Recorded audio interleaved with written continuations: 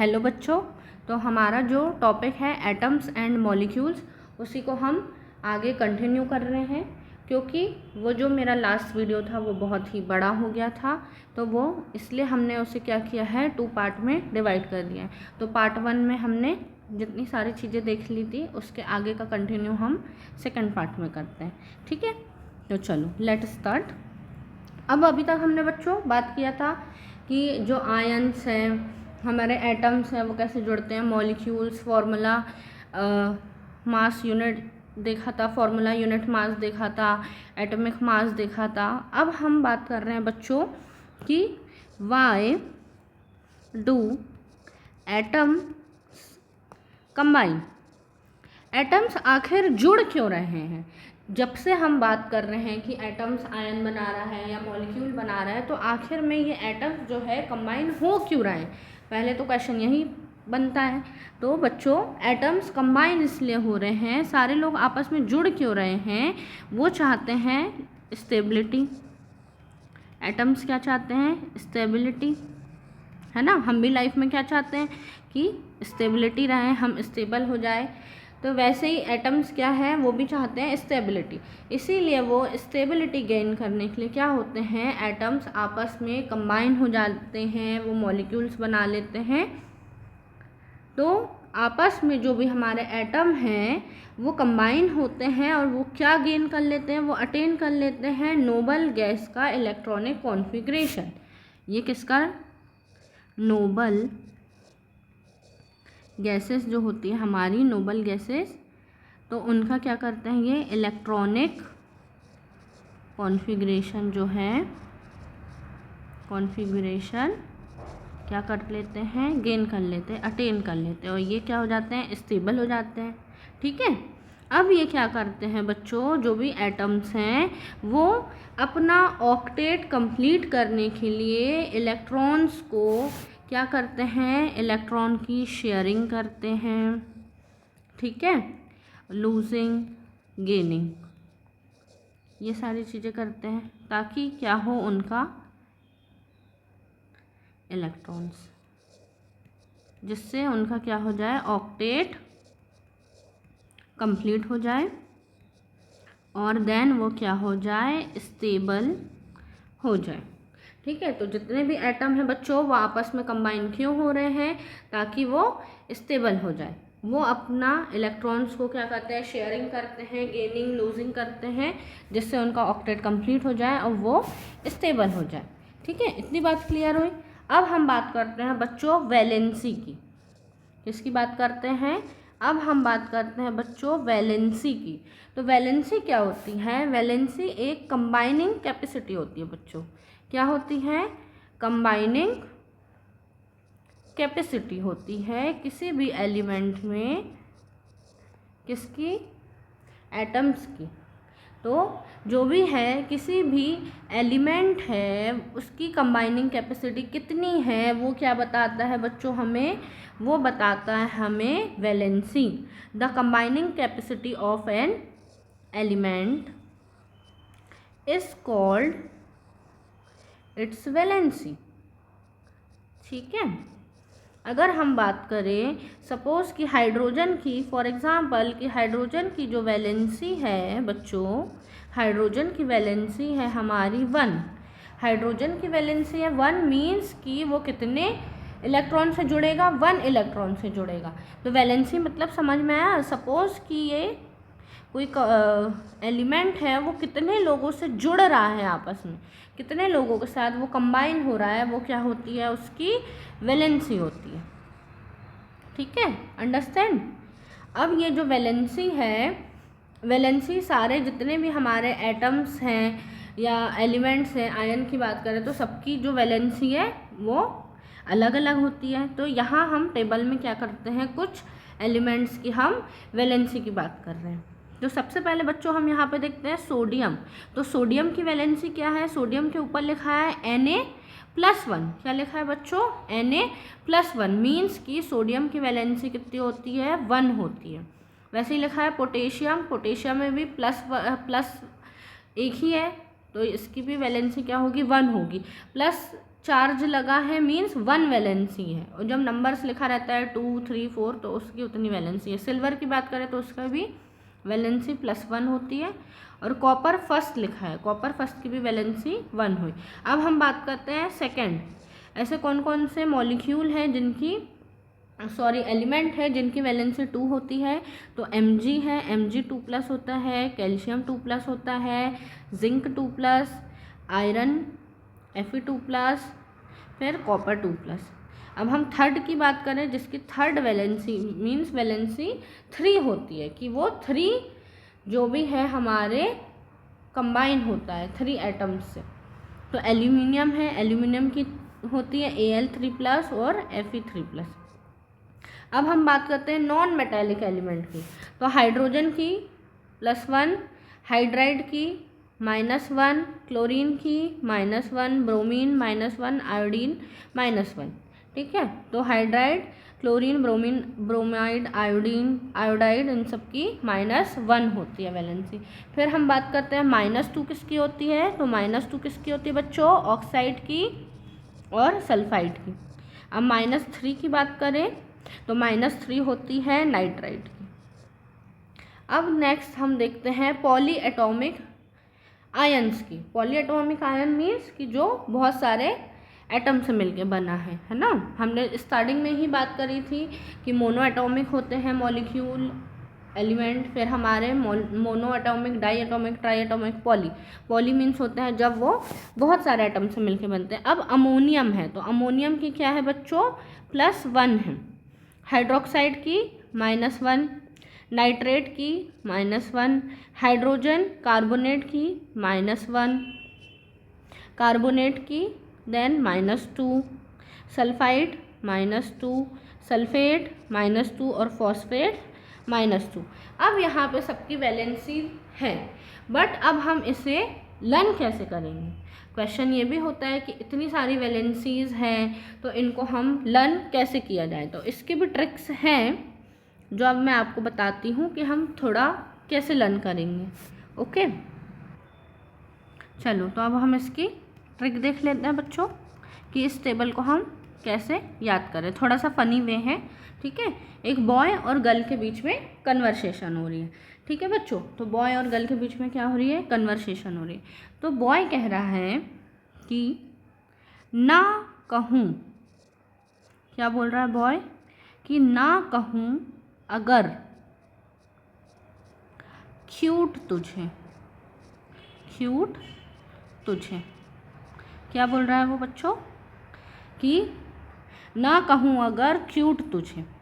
तो ना से क्या हो गया, Na सोडियम, कहूँ का से हो गया K+, अगर से हो गया सिल्वर मीन्स Ag+1, और क्यूट से क्या हो गया Cu कॉपर का, ठीक है। अब तुझे किसे बोल रहा है वो, तुझे मतलब किसी दूसरे की बात कर रहा है। तो दूसरे से हम क्या याद रखेंगे बच्चों, आप 2। अभी हमने देखा 1 के लिए, अब क्या हो गया, ये 2 किसकी वैलेंसी रहती है। तो अब देखते हैं, ठीक है। मांगे कार, आगे स्टोरी देखना। मांगे कार का नाम क्या है। अब वो कार कौन सी मांग रही है, ज़ेन, ठीक है। कार कौन सी मांग रही है, ज़ेन।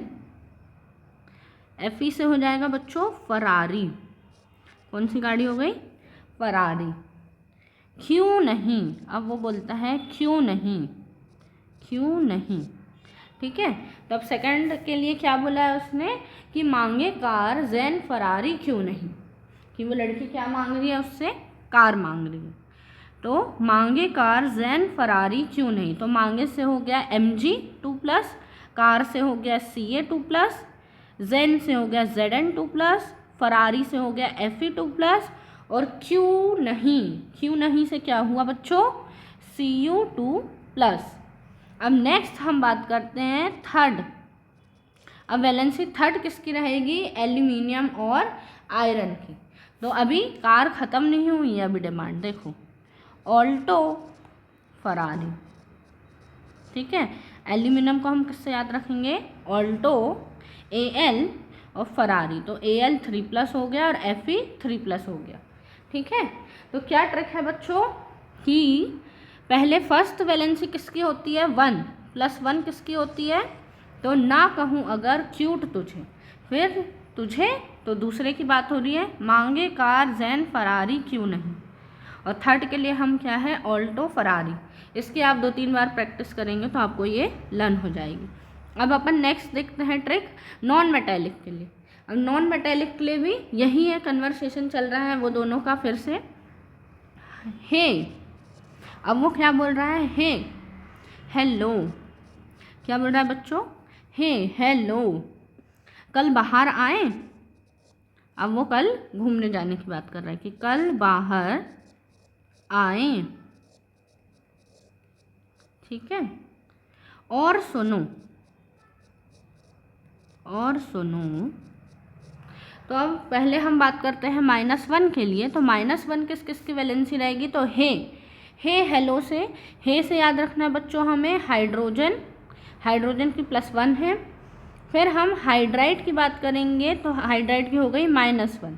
अब कल से याद रखना बच्चों Cl, कल से क्या याद रखेंगे हम Cl, और Cl की क्या होती है -1। उसके बाद बात करते हैं बाहर, बाहर से क्या हो जाएगा हमारा ब्रोमाइड, ब्रोमीन, तो Br का हो गया -1। और आए से क्या हो गया आई मीन्स आयोडीन, I -1। तो क्या ट्रिक हुई बच्चों, हे हेलो कल बाहर आए, ठीक है। तो क्या ट्रिक हुई हमारी, ये -1 के लिए क्या है, जिनकी -1 वैलेंसी होगी, हे हेलो कल बाहर आए। अब बच्चों हम देखते हैं -2 वैलेंसी किसकी होती है। तो ऑक्साइड और सल्फाइड 2 ही मॉलिक्यूल है, उसके लिए है और सुनो, क्या है बच्चों और सुनो। और के लिए हो जाएगा O2- और सल्फर के लिए, सल्फाइड के लिए हो जाएगा S2-। अब -3 के लिए क्या है नाइट्राइड, तो नाइट्राइड की एक ही है नाचे, -3 N3-। तो नॉन मेटालिक के लिए, नॉन मेटालिक एलिमेंट के लिए ट्रिक क्या हुई बच्चों, हे हेलो कल बाहर आए और सुनो नाचें। आप इसको 2-3 बार बोलेंगे तो आपको ये लर्न हो जाएगी, ठीक है। अब हम बात करते हैं पॉली एटॉमिक आयन की, ठीक है। अब बच्चों किसकी बात करते हैं हम, पॉली एटॉमिक मॉलिक्यूल की। तो पॉली एटॉमिक मॉलिक्यूल कैसे है, थोड़े से कॉम्प्लिकेटेड है, तो इनको ध्यान से सुनना, ठीक है। अब पॉली एटॉमिक मॉलिक्यूल है, जो हमारे पॉली एटॉमिक आयन्स है बच्चों, तो उसके लिए क्या है, सबसे पहले है अमोनियम। तो अमोनियम के लिए क्या है, अभी हम आज हम नहीं हारेंगे, आज हम नहीं हारेंगे, क्या हुई बच्चों, आज हम नहीं हारेंगे। तो आज से क्या हुआ, अमोनियम मीन्स NH4+, और हम क्या है हाइड्रोक्साइड के लिए लिया है हमने, हम से याद रखना हाइड्रोक्साइड OH-1, नाइट्राइड नहीं से Ni, मतलब कि नाइट्राइड के लिए NO3 ले लिया हमने, ठीक है। फिर हारेंगे हाइड्रोजन कार्बोनेट HCO3-1, ठीक है। अब -2 की बात करते हैं हम, तो -2 के लिए क्या है, -2 वैलेंसी किस किस की होती है बच्चों, तो चैप्टर, कार्बोनेट को हम बोल रहे हैं अब चैप्टर, हार नहीं मानेंगे, आज हम नहीं हारेंगे, चैप्टर सारे के सारे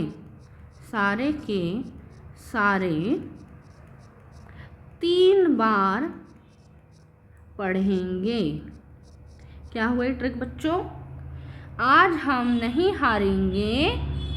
फिर सेकंड के लिए क्या होती है, दूसरे के लिए -2 के लिए चैप्टर सारे के सारे 3 बार पढ़ेंगे। तो कार्बोनेट के लिए चैप्टर से बना हमारा कार्बोनेट CO3 फिर सारे के सारे, तो SS 2 बार आ रहा है, सल्फाइड और सल्फेट SO3 और SO4 2-, ठीक है। उसके बाद 3 बार मतलब क्या -3 किसकी रहेगी, फॉस्फेट की रहेगी, पढ़ेंगे, तो पॉली एटॉमिक आयन की ट्रिक कैसी थी बच्चों? आज हम नहीं हारेंगे, चैप्टर सारे के सारे 3 बार पढ़ेंगे। तो ये थी हमारी वैलेंसी की ट्रिक। थोड़ी सी कॉम्प्लिकेटेड है, पर हम 3-4 बार पढ़ेंगे तो हमें ये लर्न हो जाएगी। अब बच्चों, ये जो हम वैलेंसी की ट्रिक देख रहे हैं और वैलेंसी देख रहे हैं, तो ये हम आखिर देख किस लिए रहे हैं? क्योंकि अब सबसे इंटरेस्टिंग पार्ट, सबसे इंटरेस्टिंग और सबसे टफ कहो या मज़ेदार कहो, अब आ रहा है केमिकल फॉर्मूला। अब हम क्या बनाएंगे बच्चों? केमिकल फॉर्मूला बनाने वाले हैं। इसीलिए हम इतना वैलेंसी और सब नंबर्स याद कर रहे थे। अब हम क्या बनाएंगे? Chemical formula. अब हम केमिकल फॉर्मूला लिखना सीख जाएंगे, ठीक है। तो केमिकल फॉर्मूले के लिए हमें क्या चाहिए? अच्छा, सबसे पहले केमिकल फॉर्मूला क्या बताता है हमें? तो केमिकल फॉर्मूला सबसे पहले हमें क्या बताता है? तो it is the symbolic representation of the composition of a compound। क्या होता है ये? It is the symbolic representation। ये किसी का symbolic representation तो है। इससे हम क्या बताते हैं कि जो भी हमारा कंपाउंड है वो किससे मिलके बना हुआ है। तो ये क्या है?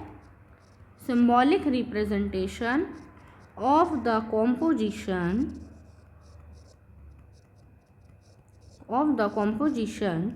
of a compound। तो सपोज कि हम फॉर्मूला लिखते हैं H2O। तो H2O फॉर्मूला क्या बताता है? ये हमारा जो भी कंपाउंड है उसका कॉम्पोजिशन ही तो बताता है कि H2 है, मतलब ये हाइड्रोजन और ये ऑक्सीजन से मिलके बना है। तो केमिकल फॉर्मूला क्या रिप्रेजेंट करता है बच्चों? ये हमारा सिंबॉलिक रिप्रेजेंटेशन रहता है कॉम्पोजिशन का। जो भी कंपाउंड है वो किस कॉम्पोजिशन से, किन किन चीज़ों से मिलकर बना होता है, वो क्या बताता है हमें? कौन बताता है? केमिकल फॉर्मूला बताता है, ठीक है। अब केमिकल फॉर्मूले के लिए हमें क्या क्या देखना है? तो सबसे पहले हम देखेंगे कि जो भी हमारी वैलेंसी है या चार्जेस है, आयन है, वो कैसे होना चाहिए? बैलेंस होना चाहिए, बैलेंस होना चाहिए। तो सबसे पहले हम क्या देखेंगे? जो भी हमारे आयन्स हैं, वैलेंसी है, वैलेंसी है, ठीक है, और हमारे चार्जेस हैं, वो कैसे होना चाहिए? मस्ट बी बैलेंस, बैलेंस होना चाहिए, ठीक है। उसके बाद सेकंड हम बात करें कि क्या होता है, जो भी हमारे मेटल और नॉन मेटल हैं उनको जब भी हम रिप्रेजेंट करते हैं तो क्या होता है? मेटल और नॉन मेटल में हम पहले मेटल को लिखते हैं, देन हम लिखते हैं, देन नॉन मेटल को लिखते हैं, ठीक है बच्चों। जब भी हम मेटल और नॉन मेटल की बात करते हैं तो right first metal then non metal, ठीक है। तो सपोज हम बात कर रहे हैं, एग्जांपल देखते हैं, CaO, या फिर हम बात करते हैं NaCl, या फिर हम बात कर रहे हैं CuO। तो हमने Ca जो है कैल्शियम है, ये मेटल है, हमने पहले Ca लिखा है, देन हमने O लिखा है, means oxygen, oxygen non metal है। वैसे ही हम NaCl की बात करें तो Na मेटल है, Cl नॉन मेटल है। फिर CuO में Cu क्या है? मेटल है, और O क्या है? ऑक्सीजन नॉन मेटल है। तो हमेशा हम पहले मेटल्स लिखेंगे, देन हम क्या लिखते हैं? Non metal. ऐसा नहीं होगा कि हम पहले नॉन मेटल लिख दिए और देन हम मेटल लिख दिए, ठीक है बच्चों। उसके बाद थर्ड अगर हम बात करें तो जब भी हम पॉली एटॉमिक आयन यूज्ड, जब भी हम किसका यूज़ करते हैं? पॉली एटॉमिक आयन का यूज़ करते हैं, तो आयन को हम कैसे लिखते हैं बच्चों? ब्रैकेट में लिखते हैं, ठीक है। आयन्स कैसे लिखते हैं? Ions are enclosed in bracket before writing the number to show the ratio, ठीक है। पॉली एटॉमिक आयन यूज यहाँ लिखते हैं, when polyatomic ion used the ions are enclosed in brackets before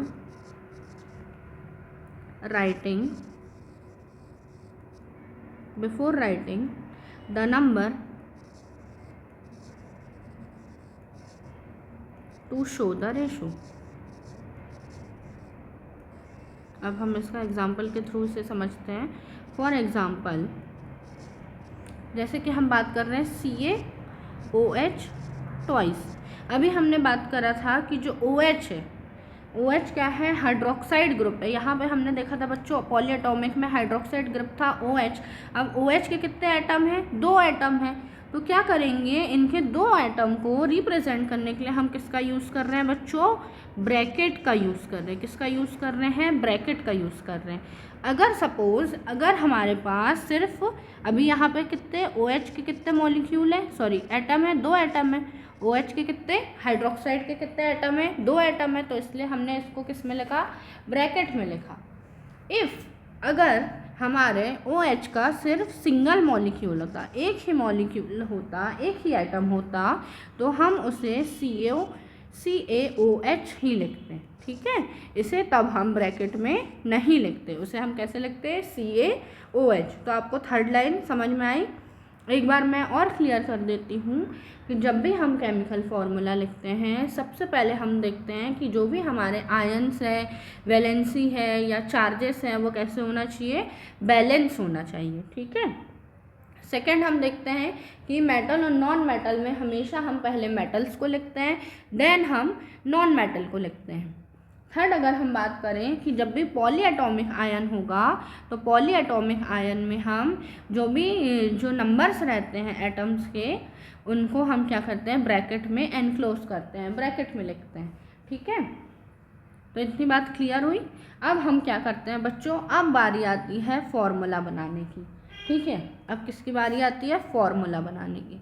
तो एग्जाम्पल ऑफ फॉर्मूला, ठीक है, बहुत interesting होने वाला है। सबसे पहले अगर हम बात करते हैं, फर्स्ट हम बात करते हैं फॉर्मूला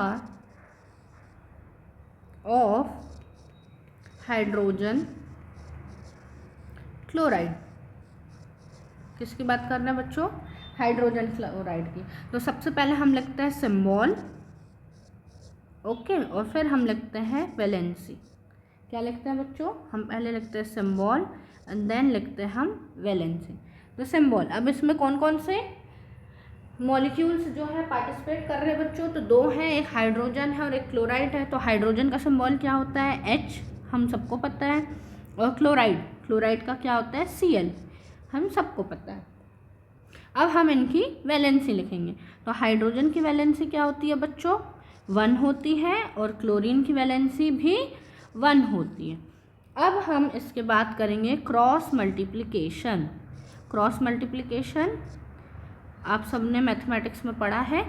क्रॉस मल्टीप्लिकेशन में क्या होगा कि क्लोरीन का मल्टीप्लाई होगा हाइड्रोजन वाली वैलेंसी से, और हाइड्रोजन का मल्टीप्लिकेशन होगा क्लोरीन वाली वैलेंसी से। ओके, तो अब फॉर्मूला क्या बन गया, H हो गया 1 और Cl हो गया 1।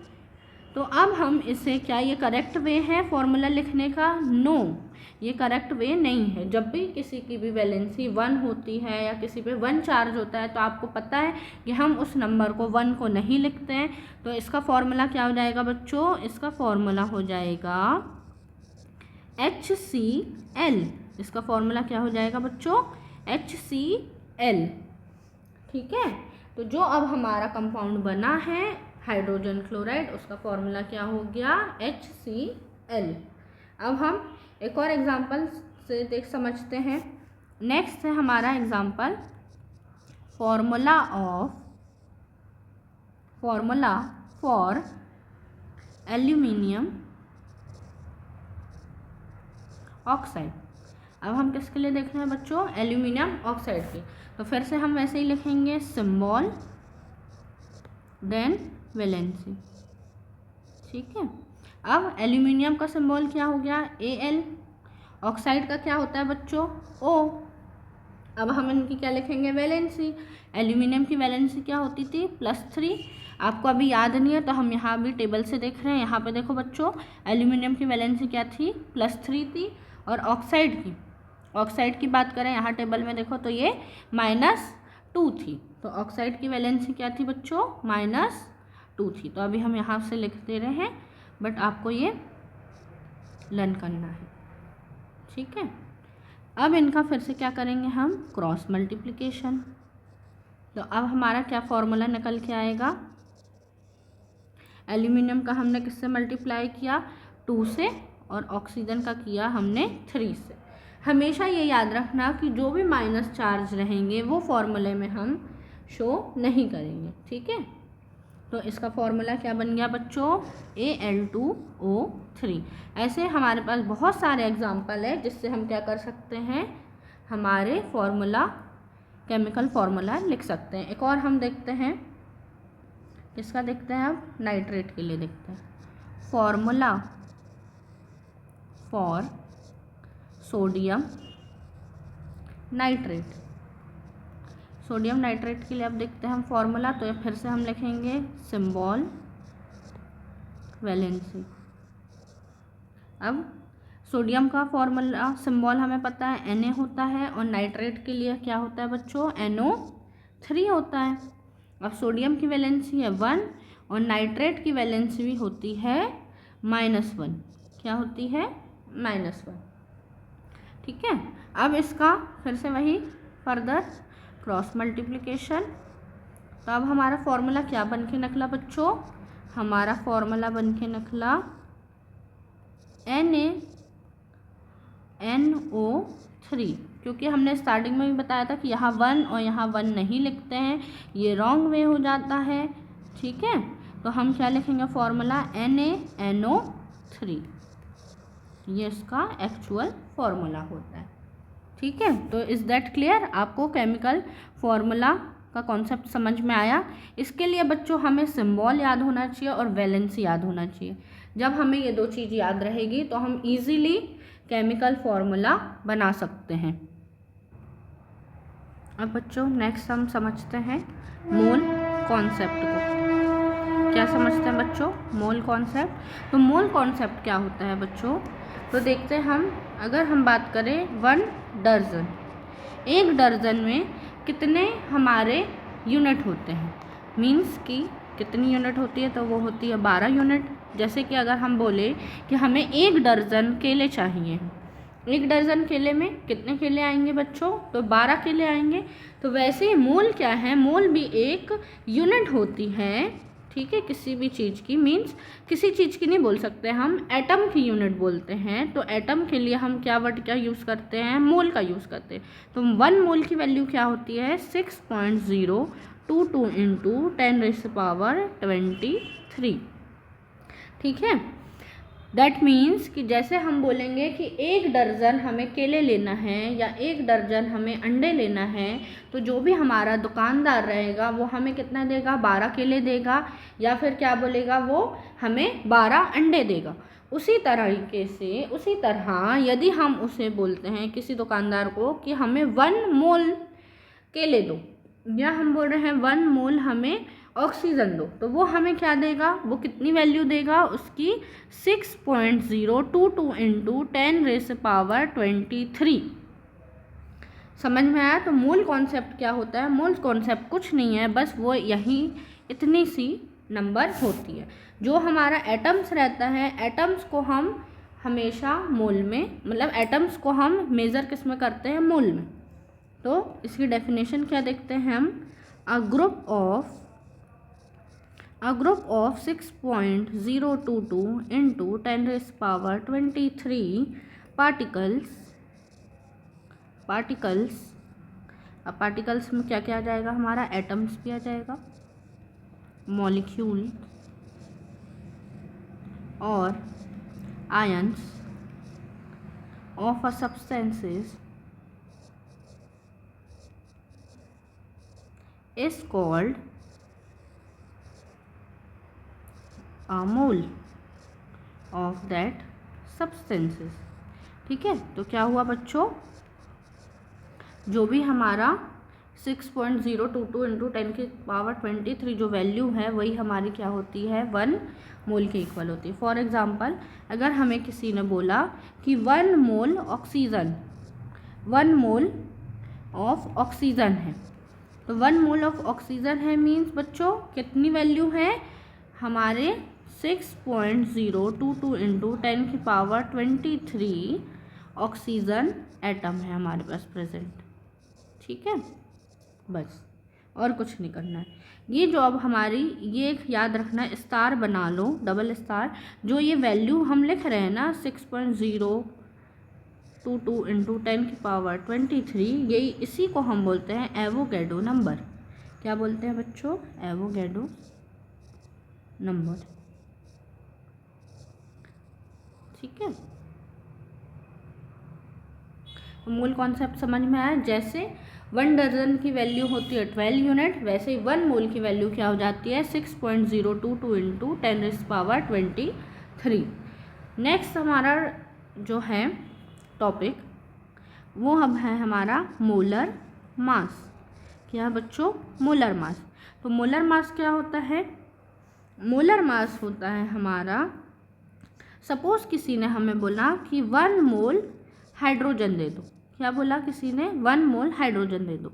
या फिर किसी ने बोला 1 मोल ऑक्सीजन है। तो 1 मोल हाइड्रोजन या 1 मोल ऑक्सीजन मीन्स क्या हुआ? 1 मोल की तो वैल्यू हमें पता चल गई कि 6.022 इंटू 10⁻23 हाइड्रोजन हो गया। या फिर किसी ने बोला कि यहाँ पे 1 मोल ऑक्सीजन है, मीन्स कि 6.022 इंटू 10⁻23 हमारे पास क्या हो गया बच्चों? ऑक्सीजन हो गया। तो यही क्या होती है हमारी मोल की वैल्यू होती है। अब हमें बताना है मोलर मास। तो मोलर मास के लिए क्या होगा? जब हम किसी एटॉमिक मास को लिखते थे, जैसे कि सपोज हम ऑक्सीजन का एटॉमिक मास लिखते थे, तो हम उसकी यूनिट क्या लिख देते थे? 6U। अब इसी ऑक्सीजन को अगर हम इसका मोलर मास बताना है हमें, तो मोलर मास के लिए हमें कुछ नहीं करना, बस उसके लिए हमें लिख देना है ग्राम। जैसे हम यहाँ पे यूनिट लिख रहे थे U, मतलब AMU में लिख रहे थे हम एटॉमिक मास यूनिट या यूनिट मास, तो अब हम उसकी जगह किसका यूज़ करेंगे? किस वर्ड का? ग्राम का। सपोज अगर हमें किसका लिखना है बच्चों? हाइड्रोजन का लिखना है कि हाइड्रोजन का कितना मोलर मास होता है, तो 1U होता है। 1U मीन्स 1 ग्राम होता है। तो मोलर मास को हम किस में डोनेट करेंगे? ग्राम में। तो इसकी डेफिनेशन क्या हो जाएगी बच्चों? The molar mass of a substance is the mass of 1 mole of that substance। ठीक है, तो मोलर मास में क्या करना है? 1 मोल जो भी सब्सटेंस है उसी को हम क्या बोल देंगे? मोलर मास है। सपोज कि हमारा एटॉमिक मास है नाइट्रोजन का, एटॉमिक मास है हमारा नाइट्रोजन का। नाइट्रोजन का कितना होता है बच्चों? नाइट्रोजन का एटॉमिक मास होता है 14। तो इसका मोलर मास क्या हो जाएगा? 14 ग्राम। ठीक है, ये 14U एटॉमिक मास। इसी को अगर हम मोलर मास में कन्वर्ट करेंगे तो वो 14 ग्राम हो जाएगा। ठीक है, 14 ग्राम पर मोल। क्या होगा? 14 ग्राम पर मोल। अगर हम सपोज अब हम एक और एग्जांपल देखते हैं कि हमें कैलकुलेट करना है मोलर मास ऑफ HCl। किसका मोलर मास कैलकुलेट करना है? HCl का। तो हम पहले मोलर मास लिखेंगे बच्चों। मोलर मास हम लिखेंगे हाइड्रोजन का प्लस, अब मोलर मास लिख देंगे हम क्लोरीन का।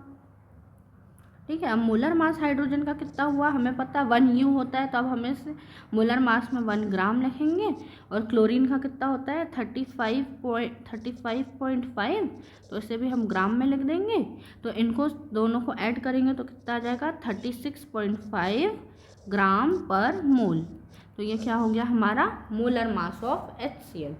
तो आई होप आपको मोलर मास का कॉन्सेप्ट समझ में आया होगा। और यहीं से हमारा क्या होता है चैप्टर आज का जो एटम्स और मॉलिक्यूल है वो बच्चों कंप्लीट होता है। ठीक है, आई होप आपको ये वीडियो समझ में आया होगा। Thank you.